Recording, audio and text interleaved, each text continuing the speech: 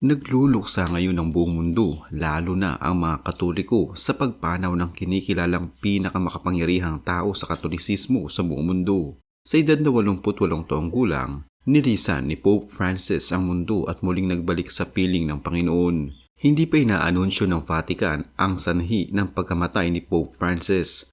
Ngunit kamakailan lamang ay ilang linggo siyang naospital sa kritikal na kondisyon dahil sa banta ng buhay na impeksyon sa respiratory system. Pagkatapos niya makalabas ng ospital, bumalik siya sa isang limitadong schedule. Isang araw bago siya pumanaw, nakipagkita siya kay Vice President J.D. Vance at binasbasan pa ang mga mananampalatayang nagtipon sa St. Peter's Square sa misa ng Pasko ng Pagkabuhay. Ilang ulit din siyang nagpakita sa publiko sa nakaraang linggo, ngunit ang mahina at paus niyang tinig ay patunay ng kanyang panghihina. Isinugod si Pope Francis sa ospital dahil sa matinding kakulangan sa paghinga dulot ng viral at bacterial na impeksyon. Madalas siyang magkaroon ng bronchitis tuwing panahon ng taglamig. Sumailalim siya sa gamutan para sa isang asthmatic respiratory crisis, panghihina ng kanyang bato at bronchial spasm na naging sanhi ng paglanghap niya ng sariling suka matapos ang matinding pag-ubo.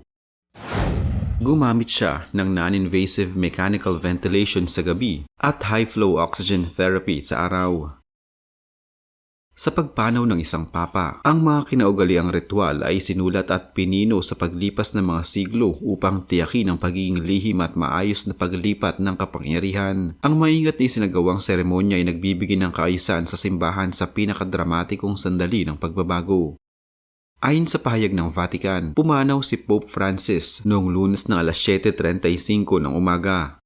Ang pagkamatay ng isang papa ay kinukumpirma ng pinuno ng kagawaran ng kalusugan ng Vatican at ng Cardinal Chamberlain ng banal na simbahang Romano na siyang nagiging pansamantalang tagapangasiwa ng Vatican.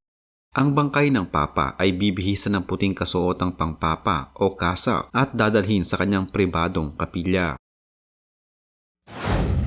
Marahil kilala ng marami kung sino si Pope Francis ng Roma, lalo na ng mga Katoliko. Pero alam nyo ba na napakarami pa pala nating dapat malaman tungkol sa buhay ni Pope Francis at bakit siya tinawag na Pope of Islam o Papa ng mga mahihirap? Halina't alamin natin ang mga natatanging trivia tungkol kay Pope Francis. Ipinanganak bilang George Mario Bergoglio sa Buenos Aires, Argentina. Gumawa siya ng kasaysayan noong 2013 bilang kauna-unahang papa mula sa Latin America at unang Jesuita na naging Santo Papa. Binigyang diin ni Pope Francis ang kahalagahan ng kababaang loob na nagsasabing ang kababaang loob ay lahat. Ito ang nagliligtas sa atin mula sa masama at sa panganib na maging kakampi niya. Ito rin ang pinagmumulan ng kapayapaan sa mundo at sa simbahan.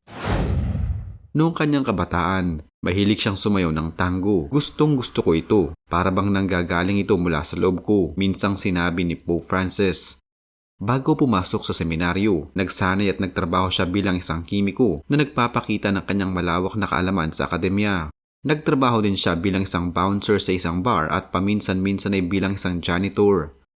Bilang isang binatilyo, tinanggalan siya ng bahagi ng baga dahil sa matinding impeksyon, isang hamon sa kalusugan na hinarap niya sa buong buhay niya. Kahit na arsobispo na ng Buenos Aires, pinili niyang manirahan sa isang simpleng apartment at magluto ng sarili niyang pagkain na nagpapakita ng kanyang pagsusumikap sa pamumuhay na may kababaang loob. Magaling siya sa Espanyol, Italyano at Aleman na nagbigay daan sa kanya upang makipag-ugnayan sa iba't ibang komunidad sa buong mundo. Sa isang makapangyarihang kilos, hinugasan niya ang mga paa ng 12 pasyente ng AIDS sa isang hospice sa Argentina na nagpapakita ng kanyang dedikasyon sa paglilingkod sa mga nasa laylayan ng lipunan. Ayon sa mga lumabas na balita noon, siya raw ang naging pangalawang pwesto sa Papal Conclave noong 2005 na muntik nang nakuha ang posisyon mula kay Pope Benedict XVI. Pagkatapos na kanyang halalan, pinili niyang manatiling nakatayo sa parehong antas ng mga kardinal na naghalal sa kanya kaysa umupo sa tradisyonal na trono ng Papa na sumasagisag sa kanyang kababaang loob. Nakuha ni Pope Francis ang palayaw na ang Papa ng mga looban dahil sa kanyang matinding pagtatalaga sa mga mahihirap at nasa laylayan ng lipunan. Sa buong kanyang ministeryo sa Argentina at bilang Papa, regular siyang bumibisita sa mga komunidad na lubhang mahirap. Ipinaglalaban ang katarungang panlipunan at ang papel ng simbahan bilang kanlungan para sa mga napag-iwanan na tinaapi. Nagbigay siya ng malaking epekto sa pagtanggap sa mga migrante, LGBTQ+, na Katoliko at iba pang mga madalas na itinatakwil ng simbahan. Ang kanyang estilo ng pastoral na pamumuno ay nagbigay din sa awa kaysa sa panghuhusga at tanyag niyang tinatanong, sino ako upang manghusga? Habang nagsasagawa ng mga reformang pinansyal at struktural sa Vatican, nagdulot din si Pope Francis ng kontrobersiya sa mga konserbatibo dahil sa kanyang pagtutol sa mga sistemang kapitalista, pagsuporta sa mga hakbang laban sa pagbabago ng klima, at pagpapaluwag sa doktrinang mahigpit hinggil sa mga isyu tulad ng diborsyo at pagbless sa mga magkaparehong kasarian.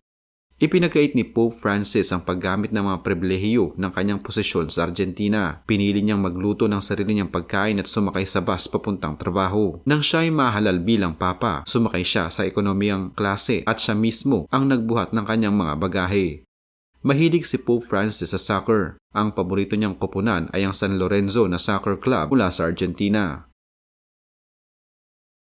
Si Pope Francis, ang ika-266 na papa, ay ang kauna-unahang hindi Europeo na papa mula noong si Pope Gregory III na ipinanganak sa kasalukuyang Syria at nahalal noong 731. Siya rin ang kauna-unahang papa mula sa orden ng mga Heswita, isang tradisyon ng Katolisismo na nakatutok sa misyon, edukasyon at theological na scholarship. Ang pangalang Francisco ay unang ginamit ng isang papa sa kanya. Pinili ni Pope Francis ang pangalang ito bilang paggalang kay San Francisco ng Assisi dahil siya ay isang tagapagtaguyod ng mga mahihirap.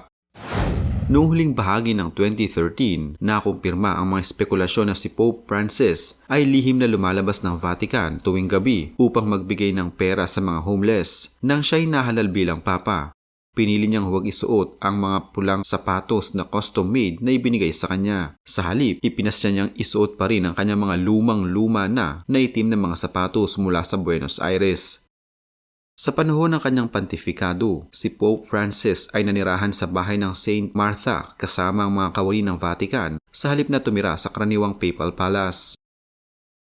Sinabi ni Pope Francis na ang mga atheist ay hindi nangangahulugang mapupunta sila sa impyerno.